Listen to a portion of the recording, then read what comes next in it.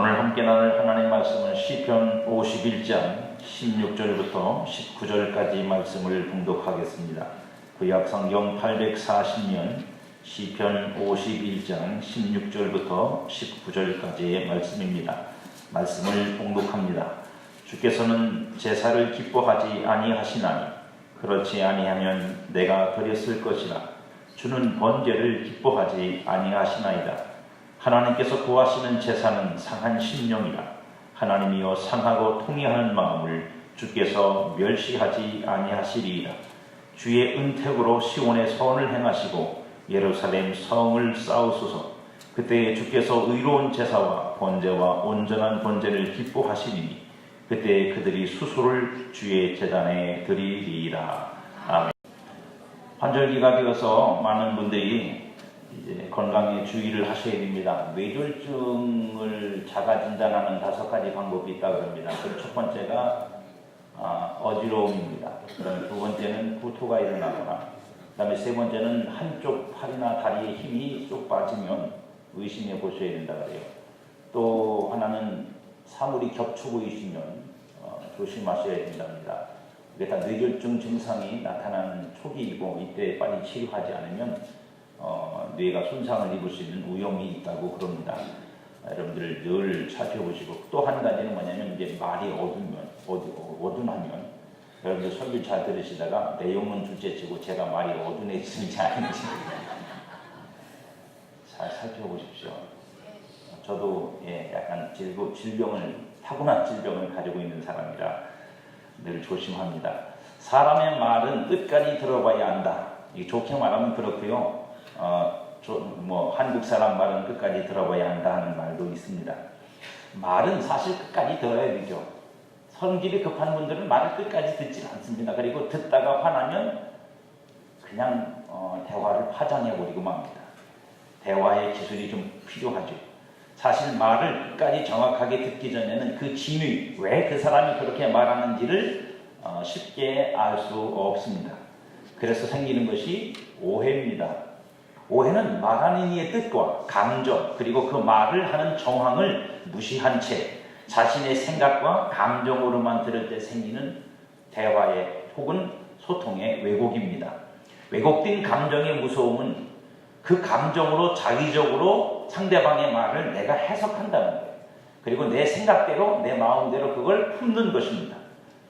여러분들은 잘 듣고 잘 말해서 오해로 관계의 고통을 당하지 않는 삶을 사시기를 주님의 이름으로 축복합니다. 때로는 이 오해가 사람의 말만이 아니라 하나님의 말씀도 오해가 하는 경우들이 많습니다. 전체를 이해하고 뜻을 분별하려고 하지 않고 부분적인 것을 전체인 양 강조하는 오해가 말씀에 적용해서 많이 생깁니다.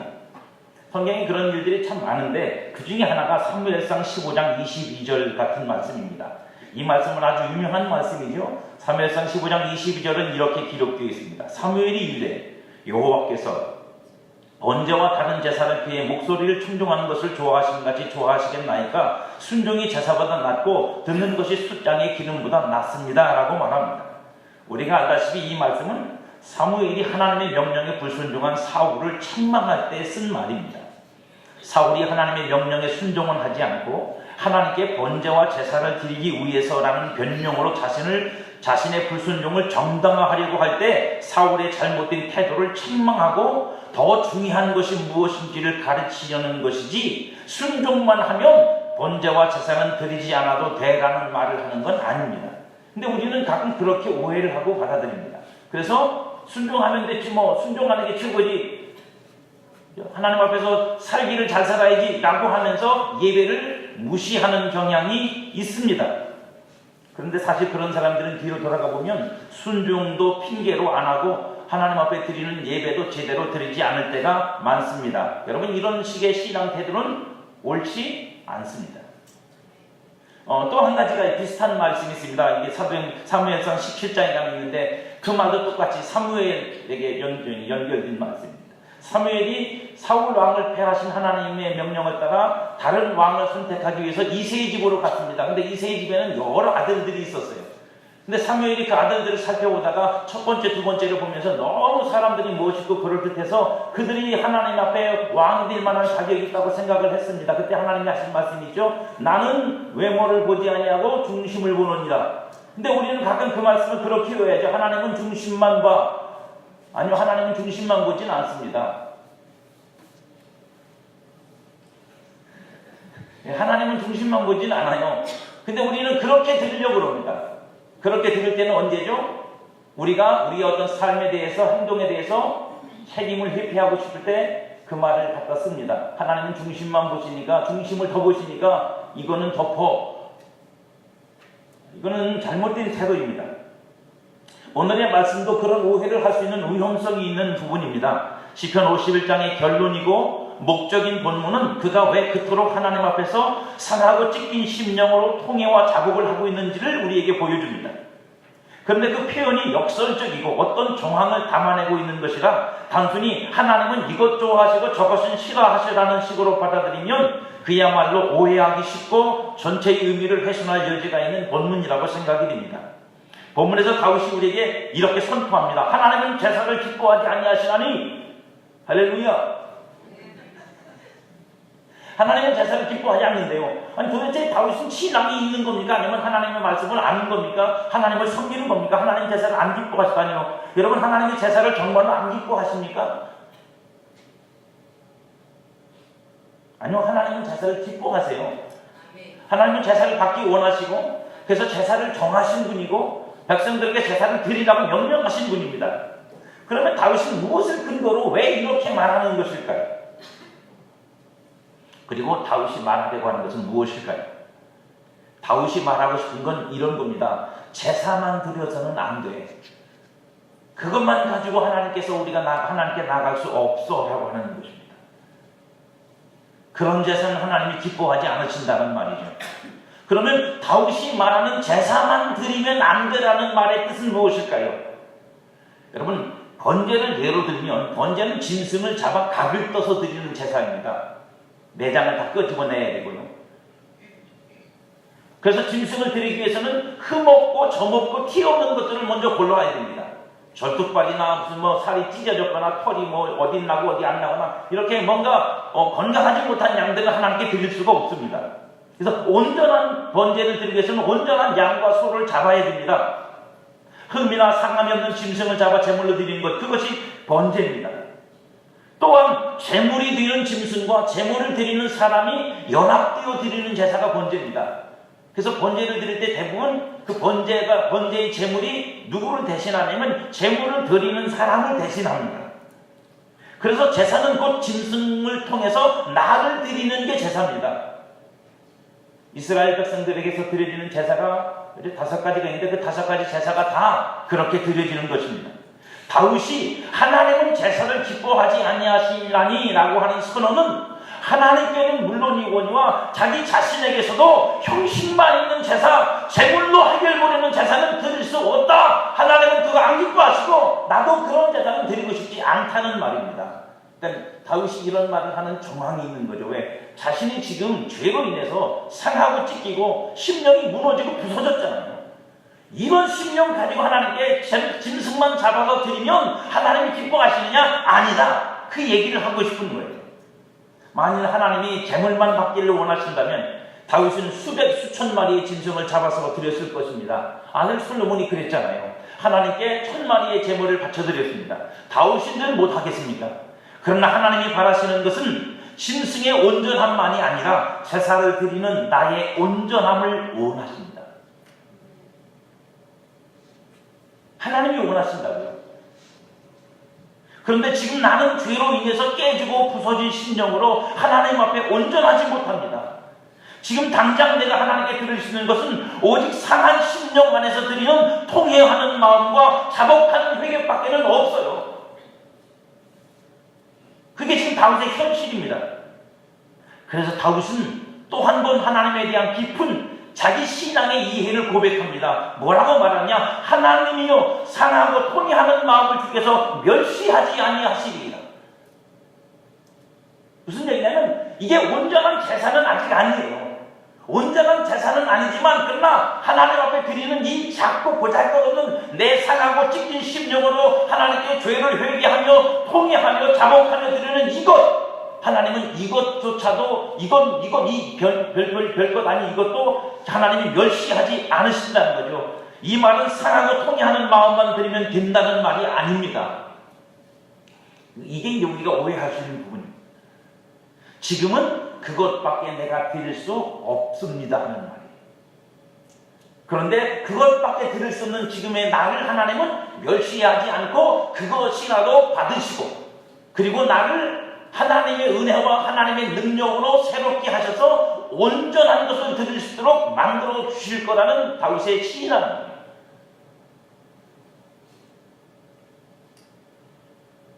얼마든지 짐승을 잡아서 드릴 수도 있지만 다윗에게 그것은 온전한 제사가 아니라 그렇게 드림으로 적당히 얼버무림을 할 수 없다는 다윗의 신앙.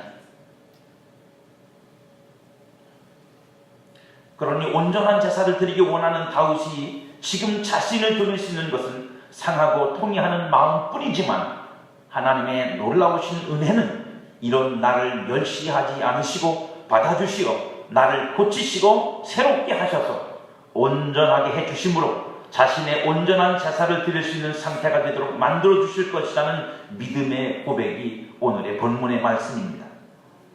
본문의 18절과 19절을 보면 조금 약간 엉뚱합니다. 앞에 있는 내용들과 좀 별반 다른 것으로 이 차이가 나는 것. 그래서 학자들 중에는 후대의 사람들에 의해서 붙여진 본문이라는 학설도 있습니다. 제가 생각할 때도 문장상으로는 그런 것 같습니다. 다윗이 쭉 자기 얘기하다가 느닷없이 두 절만 전혀 다른 이야기, 국가적인 이야기를 하는 것처럼 보여집니다. 그러나 저는 비록 이 표현이 다를지라도, 그래서 후대가 이것을 더 붙인 것인지 아닌지 정확하게 알 수는 없지만 내용이 다윗이 고백하고 지금 하나님 앞에서 말하고 있는 그 내용들이 이 내용과 일치된다고 생각합니다.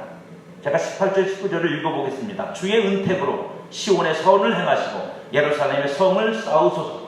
그때에 주께서 의로운 제사와 번제와 온전한 번제를 기뻐하시리니 그때에 그들이 수소를 주의 제단에 드리리이다. 많은 학자들이 이것이 바벨론 포로 이후에 돌아온 사람들이 하나님의 은혜를 생각하면서 기록한 첨부한 것이라고 말합니다. 만일 그렇다면 무너지고 황폐해진 성에 돌아온 피폐해진 백성들에게 하나님은 제사를 요구하지 않는다는 뜻입니다.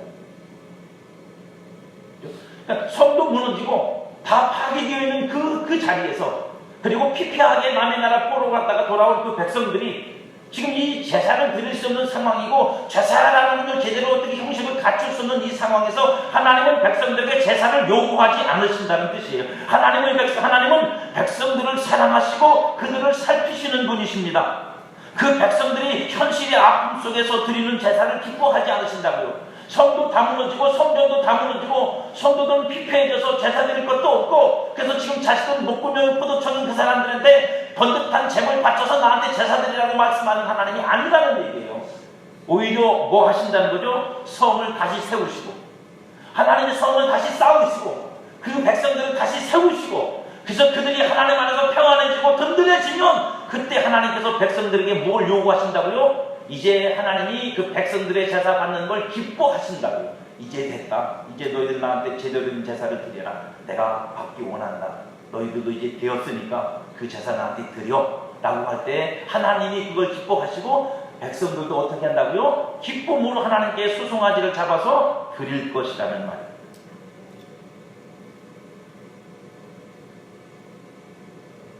다윗은 지금 하나님께 선을 행하심과 성을 쌓으심을 그래서 구하는 겁니다. 내 심령이 무너지고 죄악으로 말미암아 내 하나님 앞에 드려져야 될 내 심령이 깨지고 부서져서 온전히 드릴 수 없으니 하나님이여 나를 고치소서. 하나님이 내 심령을 새롭게 하시고 내 안에 있는 무너진 이 모든 하나님을 향한 내 참된 신앙의 이 구조물들을 다시 세우셔서, 우리가 지난 시간에도 말씀을 드렸죠. 6, 7절부터 있는 그 말씀들이요, 구원의 기쁨을 회복해 주시고 내 정한 마음과 정직한 영을 새롭게 하시고 성령을 내게 거두지 마시고 나를 쫓아내지 마시고 하나님 앞에서 이렇게 심정이 세워가지고 세워진 그런 내가 짐승을 잡아 드릴 때 그 제사가 온전해지는 거예요. 그래서 다윗은 지금 그것을 구하고 있는 것입니다. 그리하면 주님도 기뻐하시고 저도 기쁨으로 드릴 수 있는 제사를 내가 하나님께 드릴 수 있습니다 라고 하는 말입니다. 어느 날 예수님이 예루살렘을 방문하신 후에 갈릴리로 내려가십니다. 예루살렘에서 갈릴리로 내려가는 길은 여러 가지 길이 있지만 그 중에 대부분 유대인들은 이 사마리아 지역을 벗어나, 그래서 사마리아를 지나서 벗어나기 위해서 사마리아를 안 지나갑니다. 근데 가다 보면 갈릴리로 가다 보면 사마리아를 거쳐가야 됩니다. 지역상으로. 예수님이 그날은 원일인지 사마리아 마을로 들어가십니다. 그곳에서 우리가 잘 아는 것처럼 야곱의 우물이라는 곳이, 그 우물가에서 예수님이 앉아 계시다가 한 여인을 만납니다. 그 여인에게 주님이 이렇게 말씀을 하십니다. 요한복음 4장 21절 이하에 보면 예수께서 이르시되 여자여 내 말을 믿으라. 이 산에서도 말고 예루살렘에서도 말고 너희가 아버지께 예비할 때가 이르리라. 너희는 알지 못하는 것을 예비하고 우리는 아는 것을 예비하노니 이는 구원이 유대인에게서 납니다. 아버지께 참되게 예비하는 자들은 영과 진리로 예비할 때가 오나니 곧 이때라. 아버지께서는 자기에게 이렇게 예비하는 자들을 찾으시느니라. 하나님은 영이시니 예비하는 자가 영과 진리로 예비할지니라. 여자가 이르되 메시아 곧 그리스도라 하는 이가 오실 줄을 내가 아노니 그가 오시면 모든 것을 우리에게 알려주시리이다. 예수께서 이르시되 내게 말하는 내가 그라 하십니다. 여러분에게 제가 여쭤보겠습니다. 영이신 하나님을 어떻게 예비할 수 있을까요? 우상을 예비하는 건 쉽습니다. 왜냐하면 우상이 있는 곳에 가면 됩니다. 우상 앞에 가서 절하고 상 차려놓고 거기다가 잘 드시라고 자리 비워주면 우상이 먹는답니다. 제 얘기가 아니고 어른들 말씀입니다. 영과 진리로 어떻게 예비합니까? 정성을 들여서 예배하면 정성을 들일 수 있습니다. 목욕제기하고 예쁜 옷 입고 깨끗한 옷 입고 마음가짐하고 해서 그저 칙칙하면 됩니다. 근데 영과 진리로 예배하랍니다. 그것도 영이신 하나님을 예배하랍니다. 어떻게 예배할까요? 무엇으로 예배할까요? 그게 내 손에 잡히는 것. 그래서 내가 보여줄 수 있는 어떤 것들이라면, 상차림이라면 100만 원 들여 차릴 수도 있고 200만 원 들여 차릴 수도 있고, 어떤 분은 1000만 원짜리 굿도 합디다. 1000만 원은 별거 아니라 그래요. 우리가 1000만 원짜리도 있다 그래요. 그렇게 보여지는 거라면 그렇게 하면 되죠. 근데 이건 그렇게 보여줄 수도 없는 일이고 손에 잡히지도 않는 겁니다. 근데 그런 방식으로 예배하라고 말씀하십니다. 하나님은 이렇게 예배하는 자들을 찾으신답니다. 지금까지 누구도 이렇게 하나님을 예배한 적이 없습니다. 최소한 예수님과 이 여인이 대화를 나눌 이때까지. 예배가 싫어서가 아니라 예배할 수 없어서요. 그런 예배가 무엇인지도 모르고 그런 예배를 드릴 수 있는 상태도 아니어서 못 드렸습니다.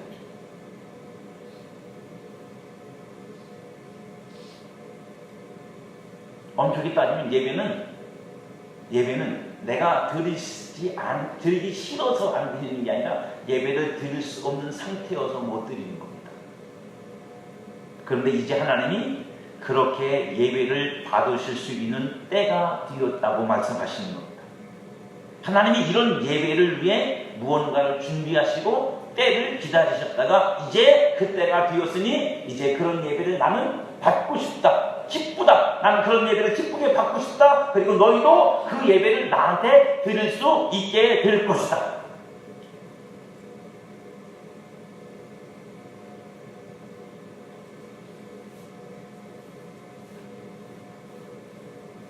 하나님이 이런 예배를 위해 준비하신 것이 있습니다.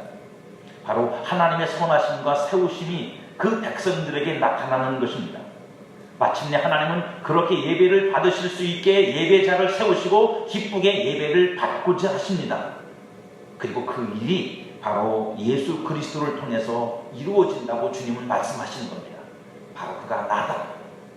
나를 통해서 하나님은 이 예배를 받으시기 원하고 이 예배를 드릴 수 있도록 너희가 만들어 질 것이다 라고 말씀하시는 거죠. 어떻게 해요? 예수 그리스도가 주는 물, 그 물을 마시는 자가 이 예배를 드릴 수 있게 될 것입니다. 요한복음 4장 13절에서 예수님이 이렇게 말씀하세요. 예수께서 대답하여 이르시되 이 물을 마시는 자마다 다시 목마르려니와 내가 주는 물을 마시는 자는 영원히 목마르지 아니하리니 내가 주는 물은 그 속에서 영생하도록 솟아나는 샘물이 되리라. 이게 바로 하나님 앞에 신령과 진리로, 영과 진리로 예배할 수 있는 기초입니다. 이것이 없이는 하나님을 영과 진리로 예배할 수 없다는 말입니다. 그러면 그 물샘은 뭘까요? 요한복음 7장 37절, 38절, 39절에 보면 명절 끝날 곧 큰 날에 예수께서 와서 비추어 이르시되 누구든지 목마르거든 내게로 와서 마시라. 나를 믿는 자는 성경이 이름과 같이 그 배에서 생수의 강이 흘러나오리라 하시니 이는 그를 믿는 자들이 받을 성령을 가르쳐 말씀하신 것이라. 예수께서 아직 영광을 받지 아니하셨으므로 성령이 아직 그들에게 계시지 아니하시더라. 영과 진리로 드려지는 하나님 아버지가 기뻐하시는 예배는 오직 성령을 통해서만 드릴 수 있는 겁니다. 이 예배의 부름을 받은 것이 물과 성령으로 거듭난 성도입니다. 아무나 아무렇게나 드릴 수 있는 예배가 아니라 영과 진리로 드려야 하고, 그래서 영이신 하나님이 그 예배를 받으셔야 하고, 그렇기 때문에 하나님은 그것을 위해서 하나님께서 만드신 인간 중에서 타락하고 부패했지만 그 영혼들을 거듭나게 하시고 새롭게 하심으로 말미암아 하나님 앞에 영과 진리로 예배할 수 있도록 만들어내시고, 그리고 마침내 예배를 받으시는 하나님. 그러나 우리는 성령을 받고 영과 진리로 예배할 수 있는 영적인 상태를 얻었다고 해도 오늘 하나님 앞에 통회하고 자복하는 다윗과 같은 문제를 만날 수 있다는 것입니다. 성도는 거듭남을 통해서 하나님을 예배할 수 있는 은혜를 입습니다. 그 은혜로 말미암아 하나님 앞에 새 영을 얻고 마음의 부드러움을 얻고 성령을 통해서 인도를 받는 자만이 영과 진리로 하나님을 예배할 수 있습니다. 그래도 문제가 있다. 늘 우리가 하나님 앞에서 온전하지 못하다는 뜻입니다. 성령 안에서 영과 진리로 예배할 수 없는 상태가 될 때가 있습니다. 우리의 마음이 죄로 더러워지고 성령을 따를 수 없을 때, 우리의 심령이 죄로 깨어지고 부서졌을 때 우리는 영과 진리로 예배할 수 없습니다. 예배당은 올 수 있습니다. 예배에 참석할 수 있습니다. 헌금도 드릴 수 있고, 예배의 어떤 순서를 맡아서 할 수도 있어요. 저처럼 설교도 할 수 있습니다. 하지만 그 심령 속에서 진정으로 하나님께 드리는 영과 진리로 드려지는 예배는 어렵습니다. 이미 내 심령이 주님께 드려지지 못하고 있기 때문입니다. 그러나 문제는 우리는 오늘 다윗처럼 지금 이대로는 하나님을 온전히 예배할 수 없습니다. 나의 상한 심령을 고쳐주셔서 하나님을 온전히 예배하게 하옵소서라고 하는 온전함을 구하지 않고 그저 그런 예배를 의미 없이 드리며 만족한다는 것입니다. 다윗은 그것이 안 돼서 그럴 수가 없어서 하나님 앞에 몸부림을 치고 있고, 그래서 회개하며 통회하며 하나님께 자복하며 자기 죄를 토해내며 하나님 나를 고쳐달라고, 나를 온전히 해달라고, 나를 새롭게 해달라고 부르짖고 있고, 우리는 그런 때가 우리의 심령에 이르러도 그 심령으로 주님 앞에 나와 다윗처럼 내가 이제 예배드리러 가야 되고 하나님을 예배하는 삶을 살아야 되는데 이대로는 내가 그렇게 살 수 없습니다. 그런 예배를 드릴 수 없습니다. 내가 어떻게 이 모양 이 모습대로 하나님께 나아갈 수 있습니까? 라고 하나님께 나아가기 전에 회개하고 통회하고 자복하고 주님 앞에 가슴을 찢으며 나를 고쳐주고 치료해달라고, 그럼 내가 주께 나아가 기쁨으로 주를 예배하고 즐거움으로 주를 찬송하며 주를 예배하겠습니다라고 하는 이런 고백과 온전함을 구하지 않는다는 것입니다. 다윗과 같이 온전히 예배할 수 없는 자신의 상한 심령을 하나님 앞에 내놓고 통회와 자복을 하며 온전한 예배를 위해 하나님의 은혜를 구하지 않는다는 것입니다. 다윗의 고백과 같이 하나님은 우리의 상함과 통회와 자복을 멸시하지 않으시고 받으셔서 우리를 고치고 치료하셔서 마침내 하나님을 영과 진리로 예배할 수 있도록 만드시고 기쁘게 그 예배를 받으실 것인데, 우리는 그 상함과 통해로 하나님께 나아가지 않고 하나님이 기쁘게 받으실 수 없는 예배만 열심히 드리고 있을 때가 많다.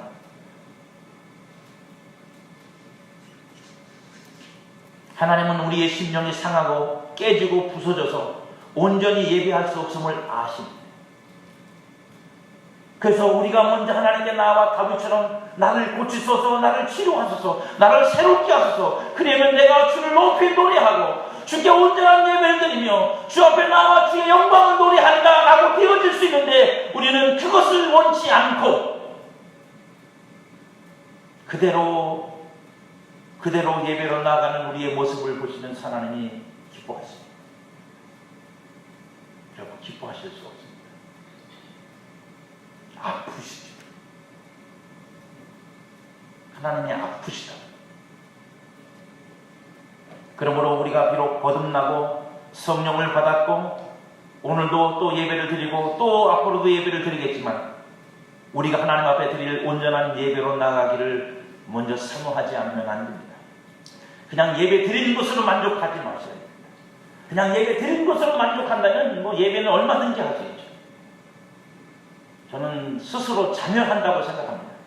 이건 제 개인적인 생각입니다. 한국 기독교가 스스로 참여한다고. 인터넷 방송, 텔레비전 방송 만들어 놓고 교회 숫자가 줄어드는 걸 걱정하는 이 안타까움이 교회 스스로 만들어낸 자초한 일이라고. 하나님께 나와 예배드리도록 만들진 않고, 하나님을 영과 신령으로 예배드리도록 만들진 않고, 전혀 사람의 편리를 따라서만 만들어 놓은 것 때문에 결국 교회는 어려움이 없습니다. 앞으로는 더 심해질 것입니다. 우리는 하나님 앞에 온전한 예배를 드리기 위해서 사모해야 합니다.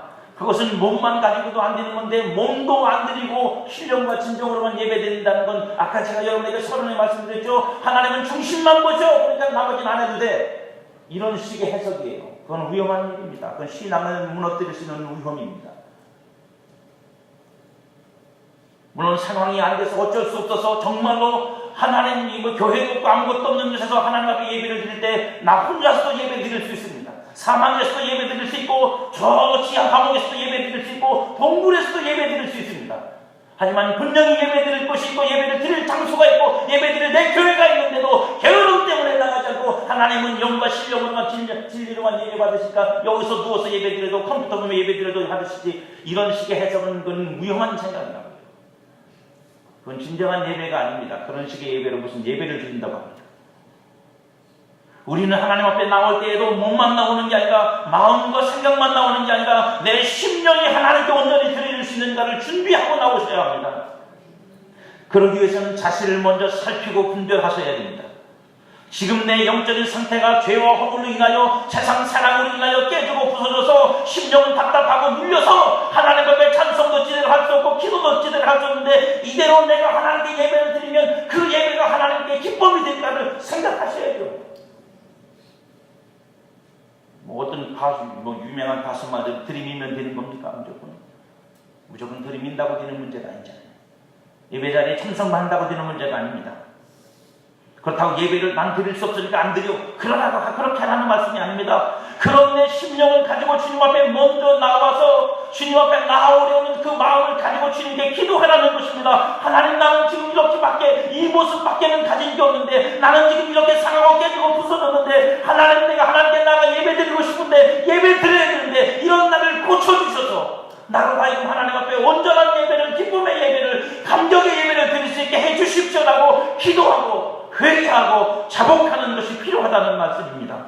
그런 후에야 하나님도 기뻐하시고 내 심령도 즐거운 예배를 드릴 수 있기 때문입니다. 영이신 하나님을 영과 진리로 예배할 수 있는 것은 그것이 우리 안에 되어질 때입니다. 그러니 그냥 아무렇게나 예배하는 분은 없겠지만, 그렇게 하려는 여러분의 마음의 게으름의 싹을 잘라버리십시오. 한 주간 내 심령을 예배에 맞춰 살피지 못했으면, 우리가 오늘 예배드리고 또 다음 주 예배드리잖아요. 그러면 여러분, 한 주간을 사는 동안에 내가 다음 주 주일날 예배드릴 때 하나님께 온전한 심령으로 나오려고 일주일 동안 노력을 하셔야 되지 않겠습니까? 노세 젊어서 노세 늙어서는 못 노나니 어찌고 저찌고 차차차 토요일날 밤까지 하고 주일날 아침에 딸랑 와가지고 예배드리기 전까지 시끄럽게 떠들다가 예배 시작하면 이렇게 앉아있으면 심령이 경건해집니까? 예배가 돼요? 될 수가 없잖아요, 여러분. 그 심령은 어떻게 예배가 돼요? 몸뚱아리는 드릴 수 있어요. 헌금은 드릴 수 있다고요. 하지만 여러분의 심령을 못 드려서 여러분 심령 속에서는 은혜가 안 되잖아요. 하나님을 얘기하지 못하고 있잖아요.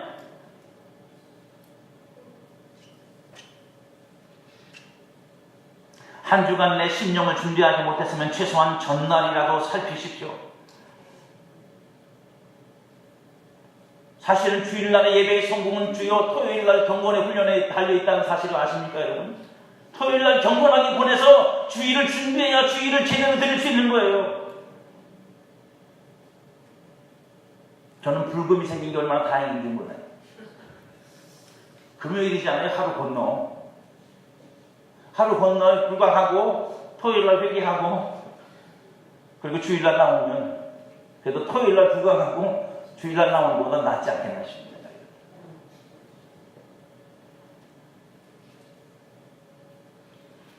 전날 준비하는 것이 어려우면 하다못해 예배 전에 조금 일찍 나와서라도 주님 나 오늘 예배 드려야 되는데 내 심령 엉망이에요. 이대로는 예배 드릴 수 없으니 나 어떻게 하면 좋아요? 주님 나 은혜 주세요.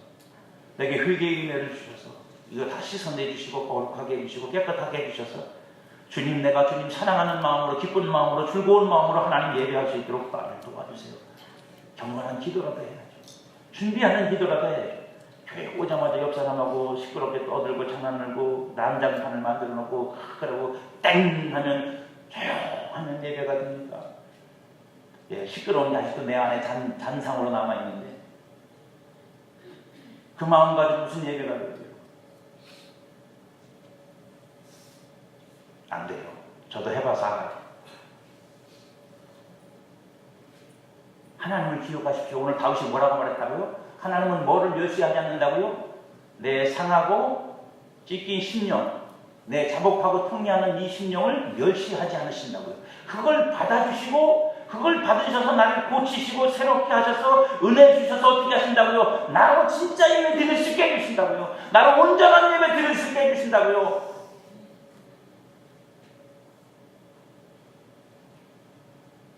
반드시 하나님이 우리가 예배 전이라도 그렇게 주님께 나아가면 은혜를 베풀어 주실 것입니다. 성령의 도우심이 우리의 상한 심령을 십자가의 보혈로 깨끗이 씻어 주실 것입니다. 우리를 새롭게 하실 것입니다. 그리고 나서야 비로소 진정한 예배가 내 심령에서 시작될 것입니다. 이것이 주님의 선하심과 성도를 세우시는 은혜이고 이렇게 하시고 하나님은 우리를 받으십니다. 우리를 기쁘게 받으시는 거예요. 아들을 죽여서 우리를 거룩하게 하시고 받으셨듯이 지금 드려지는 예배도 우리를 깨끗하게 씻으시고 은혜 주시고 그리고 예배를 받으시는 거예요. 예배는 은혜 받으려고 드리는 게 아니라 은혜 받고 나서 드리는 거예요. 그래야 진짜 예배가 되죠. 그래야 진짜 하나님을 높이죠. 하나님을 찬양하죠. 경배하죠. 예배 시간 내내 은혜 없이 그죠? 경배 없이 찬양 없이 헤매다가 축도합시다 그러면은 할렐루야 하고 은혜 받고 그러시면 안 됩니다. 온전한 예배를 사모하십시오. 하나님이 기뻐하시는 예배, 내 심령이 즐거운 예배를 사모하십시오. 그래서 예배를 위해 여러분의 심령을 준비하십시오. 저는 여러분들이 주일날 하나님께 예배드리려고 옷도 준비하고 여러 가지 많은 준비를 하는 걸 압니다. 어떤 분은 헌금도 좀 예쁘게 드리겠다고 뭐 다림질한 것도 저는 봤습니다. 빳빳한 거 드리겠다고. 하나님이 빳빳한 걸 좋아하시는지 흐물흐물한 걸 좋아하시는지 모르겠지만 저는 그게 믿음이고 정성이라고 생각해서 그다지 뭐 관여하지 않습니다. 그러나 제일 중요한 건 우리의 심령을 주님 앞에 준비하는 일입니다. 예배전의 시간을 헛되게 잡담으로 보내지 마십시오. 잡담은 예배 끝나고 식사하실 때 하셔도 충분해요. 하나님은 오늘도 온전한 예배자를 찾으십니다. 하나님께 온전히 예배드리길 원하는 그 심령을 찾으십니다. 그 심령을 통해 하나님은 영광을 받으시고 그 위에 하나님의 더 크신 은혜를 부어주시고 하나님을 더 깊이 알 수 있도록 역사해 주셔서 우리로 하나님께 더 온전한 예배와 영광과 찬양과 경배를 드릴 수 있도록 우리를 인도하실 것입니다. 그리고 마침내 그 하나님이 우리를 영원하신 하나님 앞에 우리가 영구히 하나님을 예배하고 경배하는 하나님의 나라 그 거룩한 예루살렘 성 앞에 하나님 보좌 앞에 우리를 흠없고 점없고 티 없이 주름 잡힌 것 없이 온전하게 세우실 것입니다. 하나님은 우리를 언제나 그렇게 하나님 앞에 세우길 원하시고 그런 우리를 보시며 기뻐하기 원하시고 그런 우리를 즐거워하십니다. 저와 여러분 모두도 그렇게 하나님 앞에 예배드리며 나아가기를 사모하는 여러분 모두가 되기를 주님의 이름으로 축복합니다.